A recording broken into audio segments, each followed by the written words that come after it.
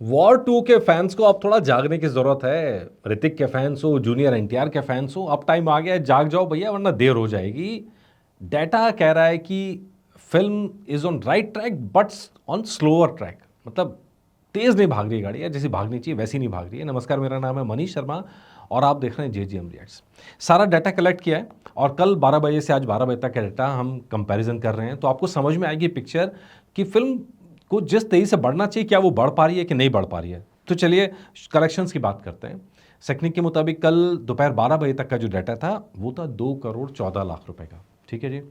तो तकरीबन एक दिन हुआ था, तो 2 करोड़ 14 लाख रुपए इकट्ठा किए थे।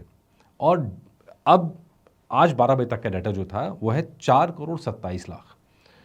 अगर इन दोनों का अंतर देखेंगे, एक दिन 24 घंटे में कितना कमाया फिल्म ने, तो यह 2 करोड़ 13 लाख रुपए का कलेक्शन इंडिया के अंदर किया है फिल्म ने, वॉर 2 ने, all over India, all languages, सब डाटा मिला के।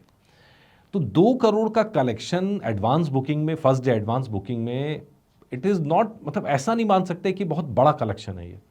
लेकिन हाँ, मतलब एक रफ्तार पे तो चल ही रहा है, डेफिनेटली रफ्तार पे चल रहा है। और आने वाले टाइम में अब जैसे जैसे दिन बीतेंगे, कल का दिन मेन है कि कल का दिन है और आज का आधा दिन मान लीजिए, 1.5 दिन का टाइम बचा है। तो 1.5 दिन के अंदर कलेक्शन कहाँ पहुँचेगा इस पर डिपेंड करेगा कि फिल्म कहाँ जाकर पहुँचेगी। अब ऐसा तो है नहीं कि इतनी बड़ी फ्रेंचाइजी है, फिल्म का सीक्वल है, दो बड़े नाम हैं, यशराज का बैनर है, यशराज डिस्ट्रीब्यूटर भी है, स्क्रीन्स की कोई कमी नहीं है। लेकिन इसके बाद भी जो टिकट सेल्स की आप डाटा आप देखेंगे, टिकट सेल्स का डाटा देख के आप थोड़ा चौंक जाएंगे। 60K कल दोपहर 12 बजे तक का था, आज 131K हो गया है, तो मतलब 71K।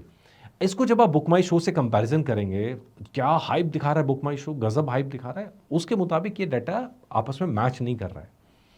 तो या तो ये है कि भाई वॉर 2 के फैंस, ऋतिक के फैंस, जूनियर एनटीआर के फैंस अभी जागे ही नहीं है, अब वो अगले 1-1.5 दिन के अंदर बुकिंग करेंगे, या फिर ये कि उनका इस फिल्म में कोई इंटरेस्ट ही नहीं है।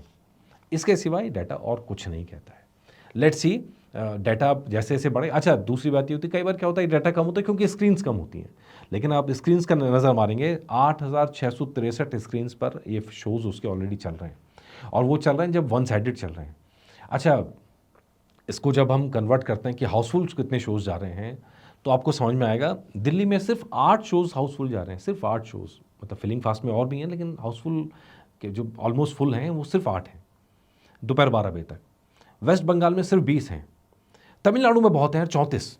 उसकी वजह क्या है, वहाँ थिएटर्स ही कम है, वहाँ कम थिएटर्स पे फिल्म लगी है, इसलिए वहाँ हाउसफुल ज़्यादा दिख रहा है।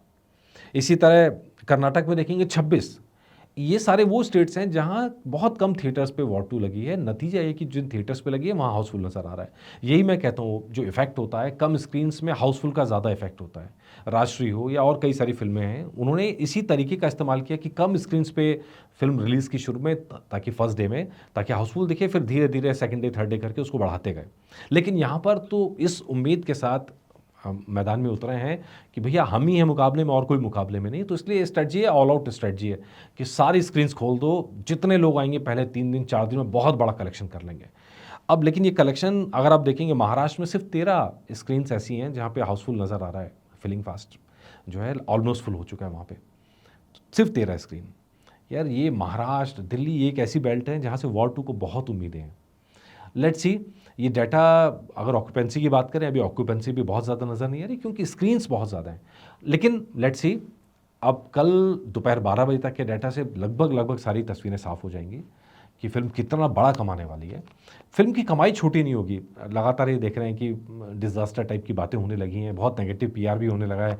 यार उस तरह की चीज़ नहीं है, लेकिन हाँ, मतलब पिछली कंपैरिजन में, पिछली फिल्मों के कंपैरिजन में कहाँ जाके ठहरती है फिल्म। इतनी बड़ी स्क्रीन्स के साथ में फिल्म की कमाई छोटी नहीं होने वाली है, लेकिन फिल्म लॉन्ग टर्म में चलेगी तो सिर्फ अपने कंटेंट के सहारे चलेगी। तो अब निगाह बनी हुई है, जो अपडेट होगा आपके लिए ज़रूर लेके आएंगे। ठीक है जी। और आप बताइएगा आपके हिसाब से वॉर 2 कहाँ तक जाने वाली, कितना कितना डाटा, कितना कलेक्शन, कितनी टिकट सेल कर देगी, ये आप मुझे कमेंट करके बताइएगा आपके हिसाब से। नमस्कार।